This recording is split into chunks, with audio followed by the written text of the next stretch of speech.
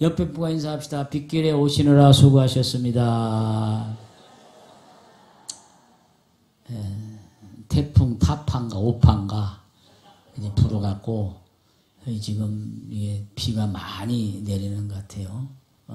제주도 저 남해안은 뭐 600mm 이상 내린다 보니까 여기는 뭐 많은 편은 아니더라도 비가 많이 오고 있습니다. 여러분들 빗길에 차 운전 특별히 조심하시고 또 무사하기를 축복합니다. 요한계시록에 나오는 소아시아 7교회 가운데서 지난주에 예배소 교회에 대한 말씀을 했고 오늘은 서머나 교회에 대한 말씀을 드리려고 합니다. 서머나 교회는 많은 교회 가운데서 독특한 그런 교회인데 오늘 제목처럼 끝까지 견딘 그런 교회의 대표적인 것입니다. 세상에는 많은 교회들이 있습니다. 그리고 많은 성도들도 있습니다. 그 교회들이 다 진실한 교회여야만 하고 또 살아있는 성도들이기를 원하지만은 사실상 모두가 다 진실한 교회, 생명력 있는 성도라고 할 수가 없습니다. 그것은 주님이 사랑하시는 진실한 교회요, 그의 위를 기대할 만한 교회로서의 기능을 다하지 못하고 상실했기 때문입니다. 주님께서 이 땅에 교회를 세우신 목적은 주님께서 교회를 통해서 영혼 살리고 생명을 살리고 복음을 전하며 하늘나라를 확장시키기 위해서 교회를 세우셨어요. 주님은 교회의 머리가 되시고 우리는 그의 몸입니다. 그렇기 때문에 머리 되신 주님을 모시고 그 머리에 순종하면서 그 말씀 따라 열심히 그 사명을 감당하는 것이 교회입니다. 교회라고 하는 이 건물을 말하는 게 아니야. 물론 교회도 건물이지만은 교회라고 하는 것은 사람을 말하는 거예요. 건물은 예배당, 교회당, 성전 그렇게 이야기하고 교회, 에클레시아 그러면 사람을 말하는 거예요. 예수님을 주로 고백한 사람들이 모인 것이 교회고 바로 여러분이 교회예요. 합시다. 내가 고 교회입니다. 여러분이 교회예요. 그렇기 때문에 여러분 한 분 한 분이 교회의 지체가 되고 교회가 되기 때문에 주님께서는 여러분을 통해서 하나님 나라 확장해 나가기를 원하십니다. 근데 이 사명을 감당하지 못할 때에 주님 마음에 얼마나 실망이 크겠느냐 하는 그런 생각을 합니다. 요즘에는 핍박과 환란이 없습니다. 그러나 오늘 본문에 기록한 초대교회의 상황은 훨씬 열악했습니다. 왜냐하면 그들 앞에 죽음의 위협이 기다리고 있기 때문입니다. 그 당시에 예수 믿는다는 것은 이코로 죽음입니다. 얼마나 환란과 핍박이 많았는가. 특별히 이 서머나 교회는 핍박과 환란을 많이 받은 교회였기 때문에 특별히 하나님의 위로가 필요한 그런 교회였습니다. 하나님은 밤모습에 유배되어 있던 사도연을 통해서 역사의 결론이 결국 하나님께서 반드시 승리할 것임을 증거해 주셨고 당대의 핍박과 환난을 받는 성도들에게 위로를 주시려고 요한계시록을 기록해서 소아시아 7교회에 보냈고 오늘 우리에게도 이 말씀이 그대로 적용되는 겁니다. 이단들이 요한계시록을 가지고 와가지고 언제나 사람들을 미혹하고 이렇게 하고 있는데 그 사람들은 요한계시록에 기록한 목적과 의미를 모르기 때문에 요한계시록의 부분적인 걸 가지고 해석해가지고 성도를 유혹하고 괴롭히고 이렇게 하는 일이 많이 있어요. 사실 요한계시록을 기록한 목적은 당시 핍박과 환난을 받는 많은 성도들에게 하나님께서 요한을 통해서 환상을 보여주시고 분명히 심판이 있고 분명히 하늘나라 천국이 있다는 것을 새하늘과 새 땅이 있다는 것을 보여주시면서 그들을 위로하고 소망을 주시기 위해서 이 말씀을 기록한 것인데 이상하게 이걸 잘못 해가지고 사람들이 많이 빠져들어가요. 그건 왜 그러냐? 무지하기 때문에, 모르기 때문에. 그래서 그런 데 넘어가는 경우들이 많이 있어요. 제가 어제 SBS에 그것이 알고 싶다를 봤어요. 거기는 은혜로 교회라고 하는 그 교회가 나왔습니다. 신옥주라는 여자가 목사인데 이분이 요한계시록을 해석하면서 타작마당이 있다는 걸 해석했어요. 타작마당은 심판을 말하는데 자기가 성도들을 심판하는 거예요. 그래가지고 성도들 가운데 잘못하는 사람, 그런 사람들을 앞으로 끌어내가지고 회개하라고 하고 나와서 뺨때기를 때리고 머리를 잡아당기고 뒤집어 엎어놓고 심지어 어머니 보고 딸을 때리라고 또 딸 보고 어머니 머리칼을 잡고 뒤집어 엎으라고 딸이라고 그것을 그대로 영상에서 방영을 보고 깜짝 놀랐어요. 여러분들 만약에 교회에서 그러면 여러분 교회 나오겠어요? 그런데 놀랍게도 그곳에 수천 명이 모인다는 거예요. 그래 돈을 많이 걷어가지고 피지라고 하는 낙도 있어요. 저 태평양에. 거기다 400명을 보내서 파인애플 농장을 하고 올리브 농장을 해서 그곳에 살게 하면서 사람들이 그곳에서 또 똑같은 짓을 하고 있습니다. 그래서 그곳에 있다가 그곳에서 나온 사람들이 이 사람을 고발했어요. 신옥주를 고발해가지고 지금 법정에 6년이라는 징역살이를 하고 있고 그 후에 감옥에서 갇혀가지고 지시를 내려가지고 거기는 사람들이 이제는 베트남으로 옮겨서 하노이에 가서 또 차려서 거기는 새창조교회라고 하는 것을 만들어가지고 똑같이 교인들 앞으로 나오라 해가지고 뺨때기를 때리고 머리칼을 잡고 뒤집어 엎어놓는 타작마당. 교회에서 그야말로 타작을 하는 거예요. 타작을. 회개하라고.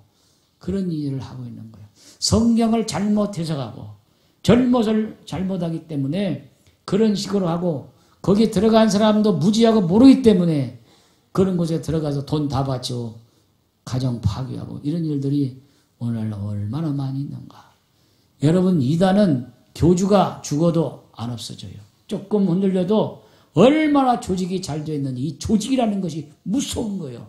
모든 집단은 조직이 무서운 거예요. 종교 집단도 조직이 무서운 거예요. 이 조직으로 짜있기 때문에 아주 무서운 거예요. 조직이 움직이게 되면 아주 무섭게 되게 되는 거예요.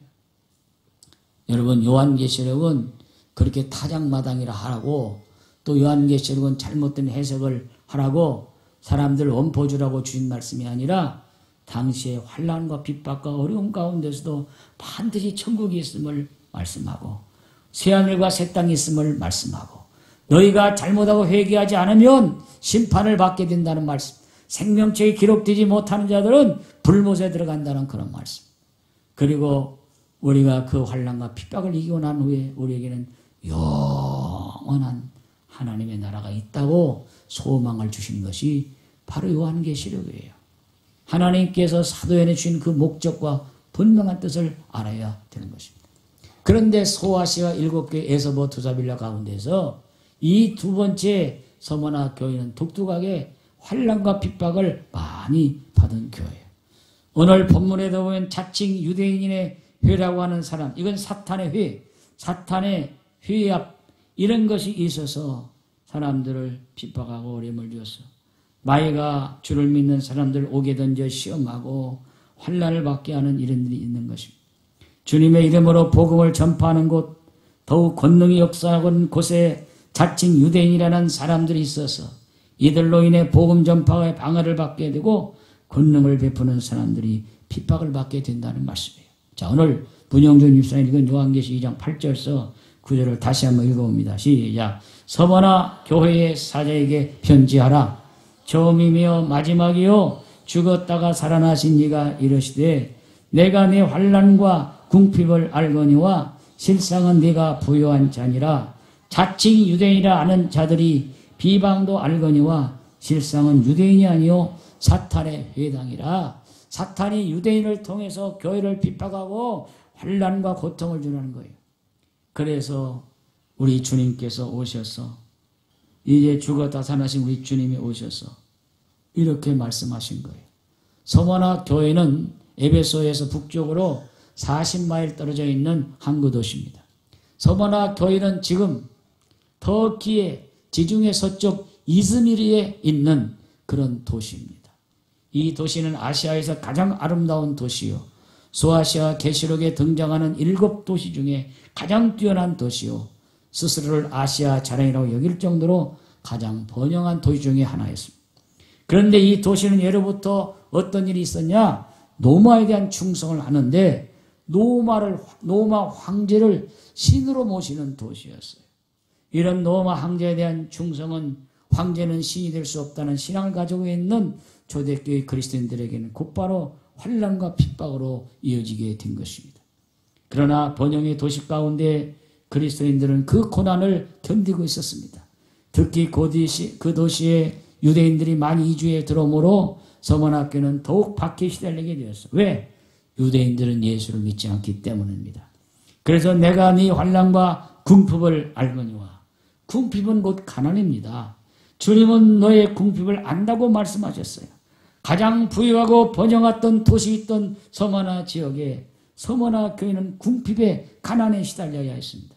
왜 그랬을까요? 문맥으로 볼 때는 정확히 나와 있지 않지만 그들은 사업할 때 부끄러운 방법으로 사업을 하지 않았고 그들은 그걸 통해서 비양심적인 사람들이 가졌던 쉬운 직업과 이익을 포기했기 때문입니다. 유대인들은 그리스도인들과 거래하지 않았고 그들은 사회에서 냉대를 받았습니다. 그래서 직장을 그만둘 수 있는 일들이 많이 있었고 직장도 얻지 못하고 어려웠어요. 심지어 서문학교의 어떤 집은 약탈을 당하고 있었습니다. 이런 궁핍과 가난은 서문학교가 겪는 큰 고난의 경험이었어요. 그러나 그것보다 더 큰 환난과 핍박과 고난이 있었어요. 그 요한계시록 2장 10절입니다. 요한계시록 2장 10절 읽어봅시다. 시작. 너는 장차 받을 고난을 두려워하지 말라. 볼지어다 마귀가 장차 너희 가운데서 몇 사람을 옥에 던져 시험을 받게 하리니 너희가 10일 동안 환난을 받으리라. 내가 죽도록 충성하라. 그리하면 내가 생명의 관을 내게 주리라. 너에게 장차 받을 고난이 올 텐데 그 고난을 두려워하지 말라.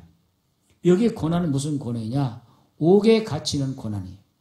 보라 마귀가 장차 너희 가운데 몇 사람 옥에 던져 시험 받게 하리니 너희가 10일 동안 환난을 받으리라. 말씀 그대로 당시 예루살렘과 가이사랴와 빌립보와 예베소와 서머나와 노마 교도소에는 그리스도인들이 독방에 가득 찼다고 합니다. 그러나 단지 오랫동안 하는 것이 아니라 10일이란 말은 제한된 기간 동안만 환난과 고통이 주어질 것임을 언급했습니다. 사탄은 그들을 시험하기 위해 감옥에 가둘 것이지만 그것이 원수들이 계획했던 것 같이 오래 가지는 않는다는 거예요. 이것은 그들의 고통이 영원한 것이 아니고 반드시 끝이 있다는 것을 말씀하고 있는 것입니다. 여러분, 우리가 여러 가지 일로 어려움받고 고통받고 질병으로 힘들고 어렵지만은 그것이 영원한 것이 아니고 오래가지 아니하고 반드시 끝날 때가 있습니다. 치료담으로 끝날 때가 있을 줄로 믿습니다. 믿음을 가진 성도들은 어려움 속에서 낙심하지 아니하고 희망을 가지고 일어서는 것입니다. 그 다음에 죽음입니다. 내가 죽도록 충성하라. 그들은 죽기까지 충성한다는, 죽도록 충성하라는 말은 목숨을 다하는 그날까지 하루하루를 자기 생명을 바치는 마음으로 주님을 섬기라는 말씀이에요. 이처럼 서문학교에는 어려움 속에서도 낙심하지 아니하고 목숨을 바쳐 주님께 충성했던 교회예요. 그래서 주님이 내가 죽도록 충성하라. 그리하면 내가 생명의 면류관을 내게 주라고 말씀했어요. 그들은 주님의 이름으로 고난받았고 앞으로 마귀로 인해 시험과 환난을 받게 될 것입니다. 그러나 내가 너희의 수고를 다 안다. 조금만 참고 견디라고 하는 그런 말씀이에요. 서머나 교회가 주에 놓았던 모든 시험과 환난과 핍박은 반드시 그들에게 축복과 상급으로 온다는 겁니다. 하지만 단지 시험과 환난과 핍박을 잘 견뎌내서 승리하는 것만으로 하나님 앞에 온전한 칭찬을 드릴 수는 없어요. 칭찬이라는 것은 마땅히 할 바를 다했기 때문에 받을 수 있는 것이 아닙니다. 하나님의 자녀로서 주의 이름으로 핍박과 환난을 겪는 것은 당연한 것이라고 하는 것입니다. 그래서 주님께서는 서머나 교회가 더 큰 축복과 상급을 받기 위해서 죽도록 충성하라고 권면하고 있는 것입니다. 여기서 죽도록 충성한다는 말은 단순히 눈에 보이는 육적인 충성만을 의미하는 것이 아니라 오직 내 안에 진리의 하나님 말씀이 있어서 말씀대로 온전히 지켜 행할 때 이것이 바로 죽도록 충성한다는 영적인 의미의 말씀입니다. 육적인 충성은 아무리 많이 했다 해도 그것만으로 온전한 상급이 될 수 없고 영적으로 죽도록 충성한 사람들에게 생명의 관, 옛날에 생명의 면류관이라고 했어요. 옛날 성경에는 생명의 면류관을 준다고 말씀했어요. 그러면 충성의 의미가 무엇이냐? 한문에서 보면 충성은 가운데 중자 밑에 마음심자가 있어요. 마음심자 위에 중이 있어요. 그리고 정성을 다하는 성. 다시 말하면 충성은 한자 그대로 마음 중심으로부터 정성을 다하여 섬기는 것이 바로 충성인 거예요. 마음이 없이는 충성이 될 수가 없어요. 히브리어로 충성이라는 말은 확고하다 그런 뜻이 있고 주인을 향한 생각이 변함없다 그런 뜻이 있고 헬라어로 충성은 꾸준하다는 뜻이 있어요. 충성은 꾸준히 자기가 맡은 일을 잘 감당하는 것을 말하는 것입니다. 사람이 보든지 안 보든지 누가 칭찬을 해주든지 안 해주든지 그거 상관없이 내가 주님을 사랑하기 때문에 몸된 교회를 사랑하기 때문에 내가 충성하는 거예요. 그게 충성. 군대에서도 충성! 이렇게 인사하는 것은 나라에 대해 충성한다는 것이고 상관에게 충성한다는 거예요. 중요한 것은 서만학교는 입으로만 충성한 것이 아니라 그들은 몸으로 행동으로 마음으로 충성을 다했던 것입니다. 그래서 어느 교회보다도 서만학교회는 주님을 위해 죽도록 충성하다가 순교자들이 가장 많이 나왔습니다. 죽도록 충성하는 것은 서만학교에 죽도록 순교라고 하는 그런 말씀이었어요. 그렇기 때문에 그들은 순교를 많이 했어요. 오늘은 별로 핍박이 없고 환난이 없는 시대에 살고 있었어요. 우리가 물론 순교라는 것도 없어요. 별로 없어요. 그러나 그 당시에는 얼마나 많은 핍박과 환난과 고난이 있었습니다. 그럼에도 그들의 신앙을 끝까지 붙들고 끝까지 견디며 그들은 충성을 다했어요. 서머나 교회에 11명이 순교를 했습니다. 그리고 마지막에 요한의 제자, 이 요한계시록을 쓴 요한의 수제자 가운데 폴리게 바른 분이 있어요. 이분은 서머나 교회의 감독이었습니다. 그는 주 156년 2월 22일에 순교를 했습니다. 내가 너의 마음을 바꾸지 않으면 내가 불에 의해 죽임을 당하게 할 것이다. 사나워진 유대인들, 행정관들은 화목을 쌓고 불을 피웠어요. 폴리가 감독은 말뚝에서도 묶이지 말기를 요청했습니다. 황제를 섬기는 것이 무관해가 되겠느냐? 집행관이 물었습니다. 폴리가 감독은 거절했습니다. 그는 로마 총독 앞으로 끌려갔습니다. 총독이 또 물었습니다. 당신의 나이가 80이 넘었는데 어르신으로 존중하겠으니 제발 황제에게 경배하시오. 그러면 내가 당신을 풀어주겠소. 예수 그리스도를 욕하시오. 그러면 당신을 풀어주겠소. 그때 나이가 든 폴리가 감독이 이렇게 말했습니다. 내가 86년이나 예수를 섬겼으나 그분은 단 한 번도 나를 배신하지 않고 욕하지 않았는데 이제 와서 내가 내 주님을 어찌 배신하고 욕한단 말이오. 그리고 그는 하늘 향해 기도했습니다. 사랑하는 주님, 저를 순교자의 하나로 택해 주셔서 감사합니다. 하나님 아버지, 우리의 대장이신 그리스도께 영원토록 영광과 존귀를 올립니다. 나 한 사람 죽지만 나 한 사람으로서 많은 영혼이 살린다면 나는 하늘의 미랄이 되겠습니다. 주여, 저들이 하는 것을 알지 못하오니 저들을 용서하여 주시옵소서. 그리고 나를 어서 저 불 속에 던져라. 그리고 86세 되신 폴리갑 감독 할아버지는 불 속에서 화형당해 순교를 했습니다. 12번째 순교자가 나온 거예요. 서머나 교회는 고난을 두려워하지 않고 신앙을 지킨 이런 서머나 교인들이 성도들이 있었기 때문에 오늘까지 그 교회가 순교자의 교회요, 아름다운 교회요, 끝까지 견뎠던 그런 교회였던 것입니다. 우리나라에도 일제시대에 그런 성도들이 있었고 그런 교회들이 있었습니다. 전라남도 영광, 굴비로 유명한 영광에 가면은 6.25 때 순교당한 목사님들과 장로님들 77명의 순교자들이 있습니다. 우리나라 기독교 순교 역사 중 가장 슬픈 사실은 잔악한 일제 36년 동안에 순교한 사람들보다도 1950년 6.25 동란 이후 3개월 동안 일어난 같은 동족, 심지어 이웃 사촌들이었던 자들의 공산주의자들의 순교의 수가 몇 배가 더 많다는 거예요. 공산주의자들은 단지 예수 믿는다는 그 사실 하나만으로 한마을에 살았던 이웃 사촌마저 붙잡아다가 위협하고 고문하고 칼과 죽장으로 찌르고 몽둥이로 때리고 그리고 마지막에 자는 방법으로 심지어 목에다 큰 돌을 메어가지고 바다에 빠뜨려 죽이는 이런 일이 있어. 4살 먹은 어린아이까지도 죽이는 죄악을 감행을 했습니다. 전라남도는 영광에 65명의 순교를 낸 야월교회가 있습니다. 전라남도 영광 염산면 봉남리에 위치한 염산교회는 77명이 한꺼번에 붙잡혀 고문당하고 목에 큰 돌을 매단 채 설도 앞바다 수문 위에서 물에 빠뜨려 다 수장당하고 순교를 했습니다. 15분간 영상을 잠깐 보겠습니다. 1950년 10월부터 51년 1월까지 불과 3개월 사이에 이렇게 많은 분들이 순교를 당했습니다. 성도 여러분, 죽도록 충성한 자에게 생명의 면류관을 주시란 이 말씀, 죽도록 순교한 자들에게 주님은 생명의 면류관을 주시겠다고 했고, 오늘 11절에 보면은 귀 있는 자는 성령이 교회들에게 하시는 말씀을 들을지어다. 이기는 자들에게는 둘째 사망해를 받지 아니하라. 요한계시록 20장 13절 14절에 둘째 사망에 나옵니다. 한번 잠깐 찾아보겠어요. 그리고 마치겠어요.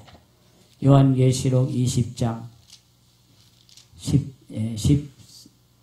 13절 같이 읽겠습니다. 420회 시작. 바다가 그 가운데 죽은 자들을 내주고 또 사망과 음부도 그 각 사람의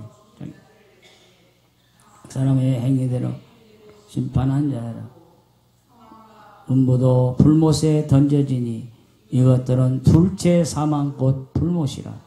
누구든지 생명책에 기록되지 못한 자는 불못에 던져지리라. 순교 충성한 자 둘째 사망해를 받지 않는다고 했습니다.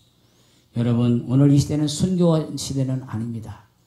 그러다 보니 우리 신앙이 형식적이고 타성에 붙어있고 세속적인 신앙이 되고 있습니다. 여러분, 오늘 이 시대의 서머나 교회를 생각하면서 서머나 교회가 받았던 그런 핍박과 환난과 어려움에서도 끝까지 견뎌냈던 것을 보면서 오늘도 우리의 신앙을 가지고 다시 한번 죽도록 충성할 수 있는 우리 모두가 되시기를 주의 이름으로 축원합니다.